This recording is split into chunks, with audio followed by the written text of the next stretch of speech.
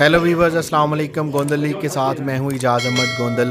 اسلام آباد میں پشاور زلمی کے چیئرمین جاوید افریدی کی جانب سے پشاور زلمی ٹیم کے اعزاز میں روایتی پختون ڈنر کا اہتمام کیا گیا۔ پشاور زلمی کے اسکواڈ کے لیے اسپیشل پشاور کی پختون ڈش دم پخت اور کابلی پلاؤ سے توازے کی گئی۔ ڈیرن سیمی، کارلوس بریتویٹ، ہاشم عاملہ اور پوری ٹیم نے لذیذ روایتی پختون ڈنر خوب انجوائے کیا اور انگلیاں چاٹتے رہے۔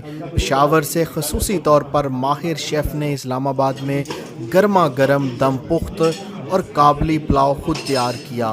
دم پخت کابلی پلاؤ اب میری فیوریٹ ڈش بن گئی ہے، یہ کہنا تھا ڈیرن سیمی کا، جو کہ اب پاکستانی ہیں۔ اور ان کے ساتھ ساتھ اگر بات کی جائے ہاشم عاملہ کی، تو ہاشم عاملہ نے بھی دم پخت کو آئندہ کے لیے اپنی فیوریٹ ڈش قرار دیا۔